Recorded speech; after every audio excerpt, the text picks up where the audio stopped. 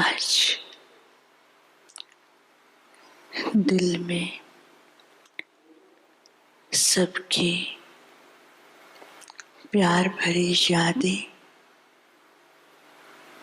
विशेष अपनी प्यारी दादी जी के निमित्त लेकर जैसे ही मैं वतन में पहुंची,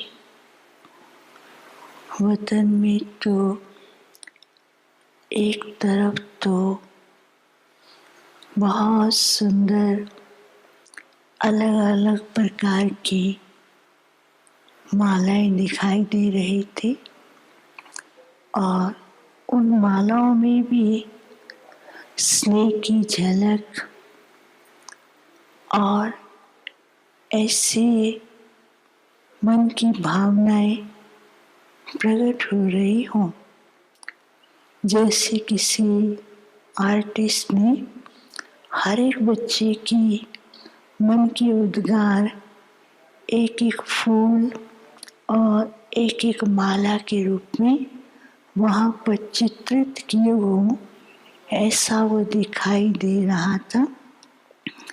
कुछ दूरी पर क्या देखती हूँ कि एक छोटी सी गोल्डन पहाड़ी है और उस पहाड़ी पर बाबा और गुलजार दादी दोनों बैठे हैं और बाबा गुलजार दादी से बहुत ऐसी मीठी मीठी रूहान कर रहे थे और दादी इतनी मस्त दिखाई दे रही थी। बाबा भी उनसे बहुत बातें कर रहे थे। कुछ सेकंड के बाद क्या देखती हूँ कि बाबा और दादी दोनों ही उस पहाड़ी से खड़े हुए और खड़े हुए तो बाबा दादी को सारे विश्व का नज़ारा दिखा रहे थे और दादी सब चीज़ को बहुत ध्यान से भी देख रही है और मुस्कुरा भी रही है और बीच बीच में दादी के चेहरे से ऐसी लाइट निकलती थी जो सारे विश्व के ऊपर पहुंचती थी और विश्व के अंदर काफ़ी सारा सुंदर रूप दिखाई दे रहा था। और कुछ सेकंड के बाद बाबा उस पहाड़ी से धीरे धीरे जैसे कोई फरिश्ता ऊपर से उड़ करके नीचे की ओर आता है, तो बाबा और दादी दोनों सामने ही वतन में आए। तो बाबा मुस्कुरा रहे थे, बोला कि बच्चे के लिए याद लाए हो। मैंने कहा बाबा दोनों के लिए, अब तो कोई अंतर ही नहीं है। बाबा को देखो या दादी को देखो और बाबा को देखते ही जैसे ही दादी को देखते थे तो बाबा याद आता था और दादी को तो सब यही कहते हैं कि बाबा वाली दादी। तो बाबा को मैंने कहा कि दोनों के लिए याद लाई हैं। तो बाबा मुस्कुराने लगे। तो बाबा ने कहा बच्चे ने बाप के हर संकल्प को साकार किया और हर कार्य को हांजी करते हुए निरसंकल्प होकर करती रही।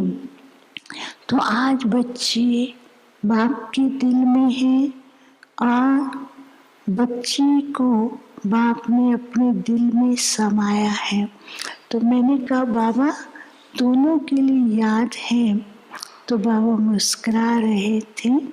तो इतने में क्या देखती हूँ कि वो जो सारी मालाएं बनी हुई थी अलग अलग प्रकार की, तो वो सारी मालाएं जो हैं दादी के गले में ऐसे पिरो गई जैसे को कोई विश्व महाराजन का श्रृंगार होता है। और दादी के भिन्न भिन्न रूप दिखाई दे रहे थे, कभी विश्व महाराजन के रूप में, कभी वो देवी के रूप में, कभी वो इष्ट के रूप में दिखाई दे रही थी। और बाबा भी उसी में समाये हुए दिखाई दे रहे थे। तो मेरे को लगता था कि इन दोनों में अंतर क्या है वो समझ ही नहीं आ रहा था। तो बाबा ने कहा बच्ची बाप में समाई हुई है और बाप ने बच्ची के इस रथ को यूज किया है, इस रथ के द्वारा अनेकों के भाग्य बनाया है। और इस रथ द्वारा ही बाप ने कितनी सेवा की है, इसलिए आज बच्ची बाप के ही समान दिखाई दे रही है और बाप समान है। तो फिर मैंने कहा बाबा आज क्या किया सारा दिन? बाबा ने कहा बाप जो है इस बच्ची को साथ लेकर के कुछ दिनों से सारे विश्व का सेवा और साथ साथ सभी ब्राह्मण परिवार और देश विदेश के सभी सेवा केंद्र और भक्तों के पास जाकर के बच्ची को दिखाया कि बच्चे क्या कर रहे हैं। तो पहले बाबा ने भक्तों का दृश्य दिखाया कि भगत क्या कर रहे हैं, उनको जैसे साक्षात अपने इष्ट का रूप दिखाई दे रहा था। बाबा ने कहा बच्ची में साकार में भी जो भी आता था स्नेही सहयोगी, तो बाबा इस बच्ची को जो भी इस बच्ची को देखता था उसको वैसा ही अनुभव होता था और हर एक को वरदान देती थी। तो आज भी सूक्ष्म रीति में भी बच्चे फरिश्ता बन करके भक्तों और जो दिल से याद करते हैं उन सबकी मनोकामनाएं पूर्ण करती हैं। और दूसरा, देश विदेश के जो भी बच्चे हैं, बाबा की बच्चे हैं, वो बच्चे को याद करते ही बाबा के स्नेह में खो जाते हैं। तो बच्ची ने कैसे हर एक को बाप से मिलाया, किसी को भी अपने अंदर नहीं लेकिन बाप के समीप लाया और बाप का बनाया, जिस कारण से बच्ची हर प्रकार से हल्की, निमित और निर्माण होकर के चलती रही। फिर मैंने कहा कि बाबा अभी आप क्या बातें कर रहे थे? बाबा मुस्कुराने लगे। बाबा ने कहा बच्ची से पूछो क्या बात कर रहे थे? तो दादी बाबा की ओर देखती है, कहती बाबा से पूछो। तो बाबा ने कहा कि बाप जो है सारे विश्व के परिवर्तन और नई दुनिया की स्थापना के लिए जो एडवांस पार्टी कार्य कर रही हैं और अभी भी बच्चे जो पुरुषार्थ कर रहे हैं, तो वो बाबा बच्चे को बता भी रहे थे और साथ साथ ये भी बता रहे थे कि सूक्ष्म रीति से अभी किन किन बातों पर ध्यान देना है बच्चों को, ताकि नई दुनिया की स्थापना का कार्य सहज संपन्न हो सके। तो मैंने कहा बाबा किस बात पे ध्यान देना है? तो बाबा मुस्कुराने लगे, कहा बच्ची से पूछो। और दादी तो बहुत न्यारी और प्यारी दिखाई दे रही थी। फिर तो बाबा ने क्या दिखाया, उस समय एक छोटा सा डायमंड दिखाया। और वो डायमंड जो है देखने में छोटा लेकिन धीरे धीरे बड़ा होता था। और उस डायमंड के अनेक प्रकार के साइड से अलग अलग दिखाई दे रहा था। जिस तरफ से देखते थे उस तरफ अलग स्वरूप, एक तरफ देखो तो दूसरा स्वरूप, तीसरी तरफ देखो तो तीसरा स्वरूप, चौथी तरफ देखो तो चौथा स्वरूप। तो बाबा ने कहा बच्ची समय अनुसार अभी क्या करना है। बाप तो कहते हैं ये सब मेरे बच्चे डायमंड हैं, लेकिन डायमंड में भी एक तो ट्रांसपेरेंसी चाहिए, दूसरा बाबा ने कहा इसमें बिल्कुल क्लैरिटी चाहिए, तीसरा बाबा ने कहा इसमें कोई भी प्रकार का दाग ना हो। जैसे बच्चे के अंदर कोई भी प्रकार का दाग नहीं था और किसी भी बात का बच्चे को असर नहीं होता था, न्यारी प्यारी और साक्षी होकर के चलती थी। तो बाबा ने कहा बच्चों को भी अभी एक तो बेदाग बनना है, साक्षी होकर के चलना है, तब ये डायमंड जो है इसके द्वारा कोई भी जो देखेगा, किसी भी रूप में देखेगा, उसको हर तरह से कोई ना कोई प्रकार का अनुभव होगा।